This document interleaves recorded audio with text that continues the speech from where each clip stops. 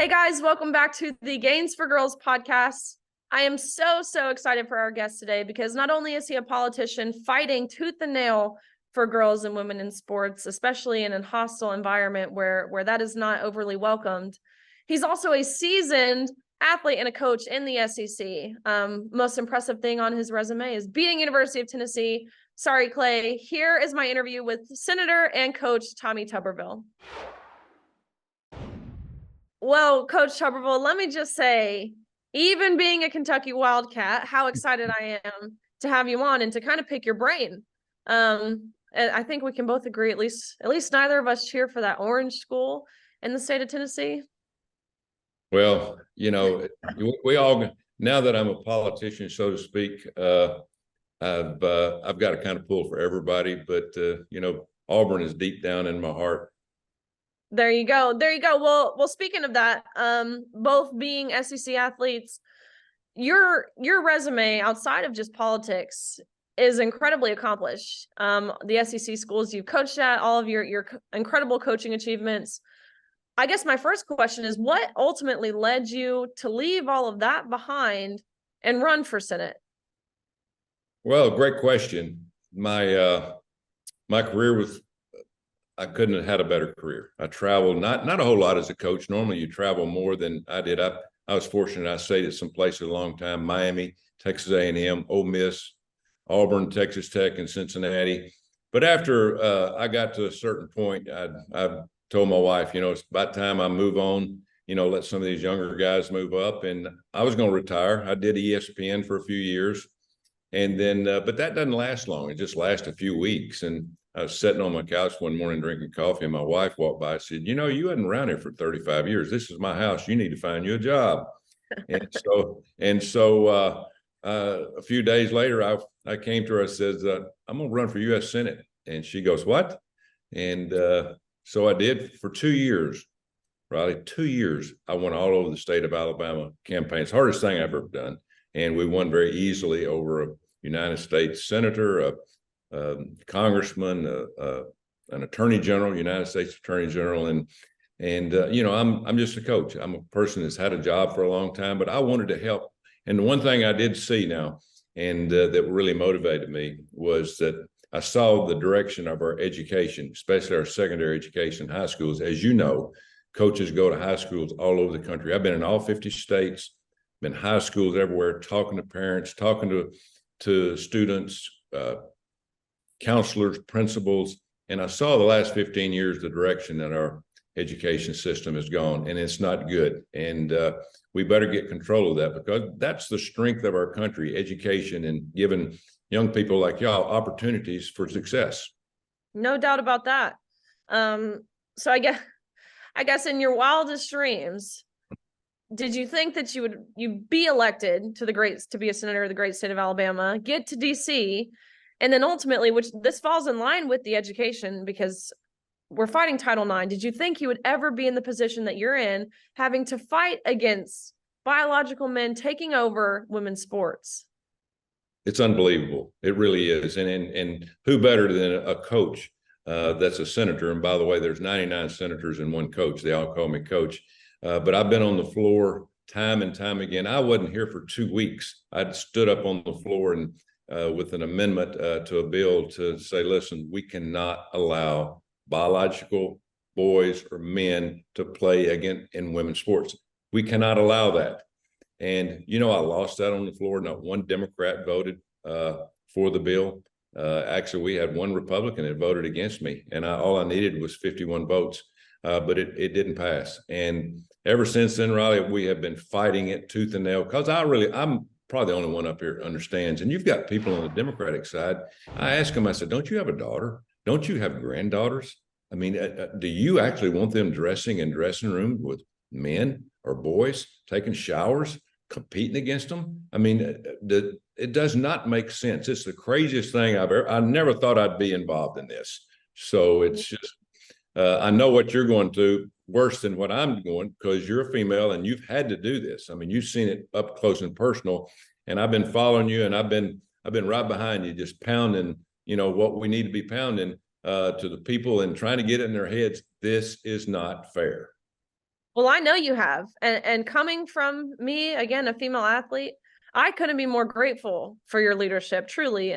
You've shown that you do know how to coach. You're right. And you're coaching these people on doing the right thing. And we saw the same bill introduced on the House side by Representative Subi, the Protection of Women and Girls in Sports Act. And Coach Tuberville, it blew my mind that this fell entirely on party lines. Entirely. All Democrats, all 203 of them, every single one voted in opposition of protecting women and girls in sports, protecting women and girls in general, because this is bigger than sports. It's in regards to our locker room and our safety in our sports. And you're right, these are parents. These are moms and dads with daughters, yet they're choosing to throw all of that out of the window, their moral compass entirely out of the window to what I believe to virtue signal. I was shocked. Well, I actually wasn't shocked by the response you had from the Senate. And that leads me to just a few weeks ago, I sat in front of the Senate at the Senate Judiciary hearing. Senator Dick Durbin was there, Senator Booker, a lot of course, strong, influential people, even Marsha Blackburn from my home state of Tennessee, she was there. The comments and the conversations surrounding this topic is they'll say it's hateful. They will label you, all of those things. They will say this is an anti-trans bill that bans trans athletes from competing. And I'll be the first to say, and I know you can attest to this, no one is banning anyone from competing. And so my question to you is, what is your response when they do the name calling, when they want to cancel you for saying women and girls should be protected in their sports? Well, they really don't have an argument, right? They don't whatsoever. Here's what happens up here in Washington, D.C. You've got the Democrats that really don't have an agenda. They run on identity politics, and they have to get different groups to vote for them because they have no policies. You can see the direction our country is going right now. In terms of our economy, our borders, crime, education, foreign relations. They have no policies. They don't believe in anything. But if they can find one group that they can identify and jump on their side, they feel like they're going to get votes from them. They don't believe in this. You can't tell me that some of these ladies or some of these men that have kids and grandkids actually believe this. It's criminal that they would vote politically, against this when they know dang right it's wrong. They should not be doing it, but they do it for power. They do it for elections. And that's the sad part about Washington, D.C. Everything is usually down party lines, but at least the Republicans up here, we have an agenda. We have a philosophy that we follow or we try to follow. And we don't work for identity politics. We're for all Americans. We're for everybody, but we're for fairness. And that's what this is. That's the reason that really makes me mad, that this whole thing about biological boys playing against women and girls in the smaller ages, it's first of all, it's not fair. The second thing, it is unsafe. It is unsafe. I've seen volleyballs hitting girls in the head from these bigger kids hitting it harder, and you can't react in time, and then it's just downright wrong. It is run. And let me tell you, we go back to what we talked about earlier. 51 years of Title IX. I was a girls basketball coach in my first job back when I was coaching high school, and Title IX came in, and I've never seen anything so successful. And that's one thing up here that's actually worked in the federal government. They got it right. They made it a level playing field for girls as to guys. And the sport of women's athletics just exploded. And now the same people that were for it are voting against it. They're trying to tear down Title IX. They're trying to tear down women's sports. And if we don't watch it, it's really going to affect the future, because if I had a daughter, I wouldn't let her play against it. If she's going to have to compete against males, no, you're not doing it. Either I'd move or take her out and put her somewhere else. It is not right. No, you're entirely right. And the approach from the Biden administration, even the press secretary a few days ago, when a reporter asked her the question, a very legitimate question about the concern of safety, as you mentioned.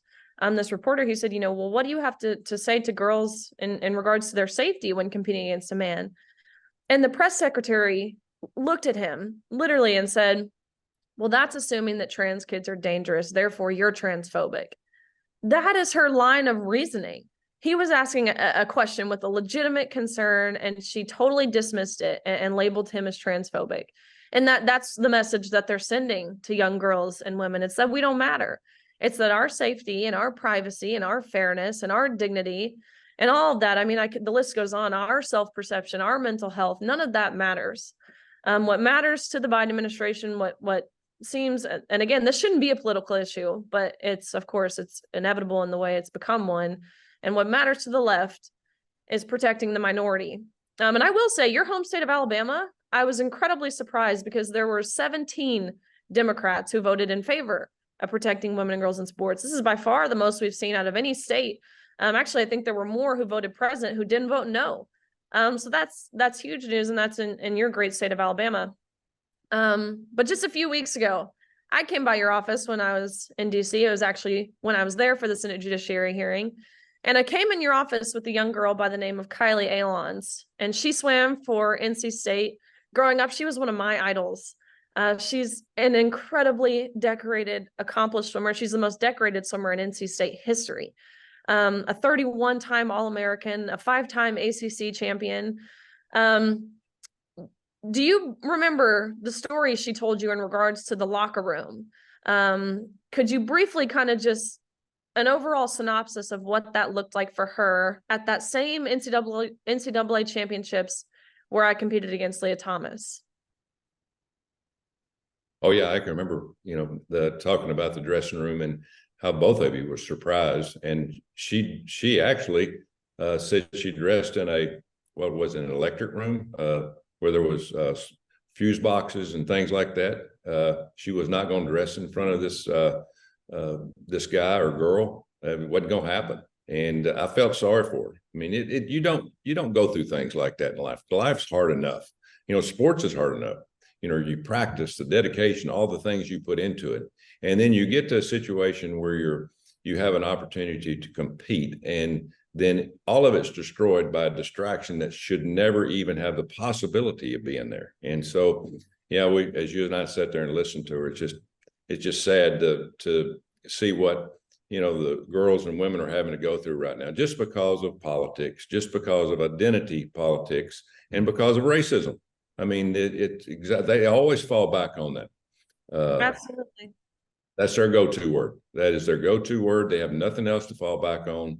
And it's just it's a shame that people across the country vote for that, because you and I both, we're looking for fairness. Just compete. I mean, that's what made this country great. Just make yourself better and compete and try to be the best. And the way that our country is going right now with the Democrats in charge, that's not what we're having the opportunity to do. Right. Do you see this bill you put forward this past cycle? Is this something that you'll take on in the next cycle? Is this something you're going to continue pursuing and fighting for?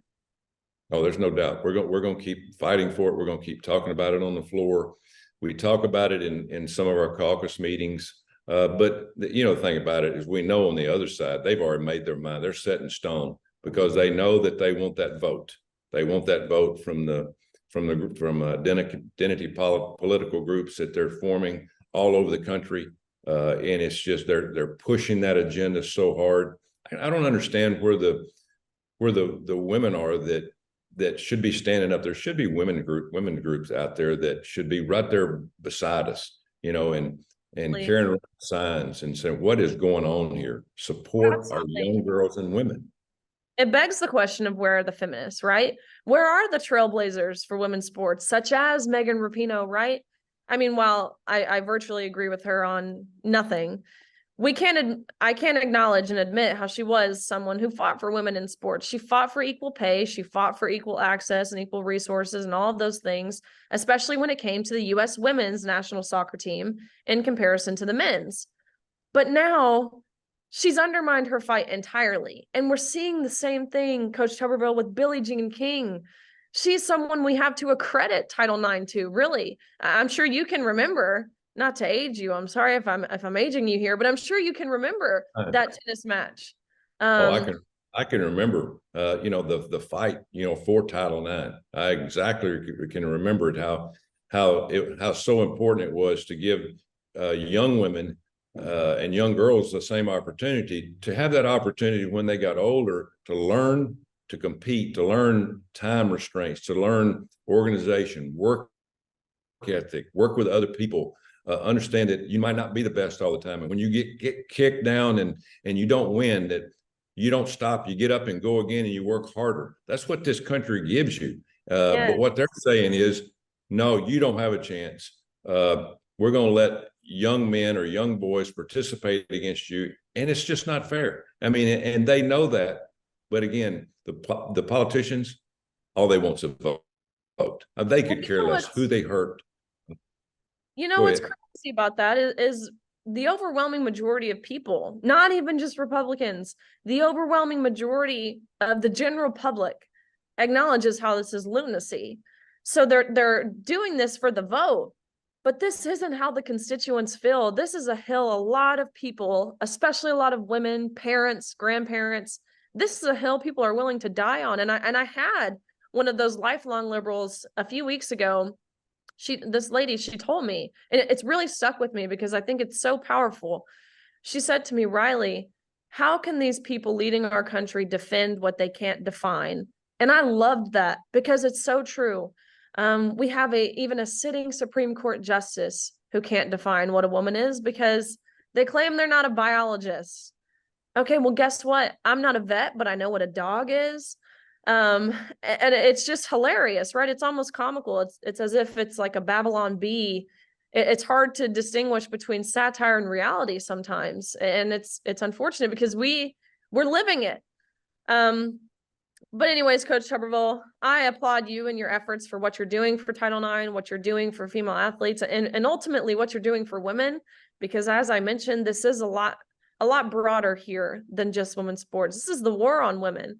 And you're seizing the opportunity to fight for us and protect us and our sex-based protections, like our privacy and our safety. And so I couldn't be more grateful. And I know I'm a megaphone for so many and telling you that. But really quickly, while I have you, and again, both of our backgrounds being in sports, I wanted to hear about your efforts and what you're thinking for NIL. I know this is something that you're passionate about, and ensuring fair competition, all of those educational opportunities, and making sure that's not eroded by athletic compensation.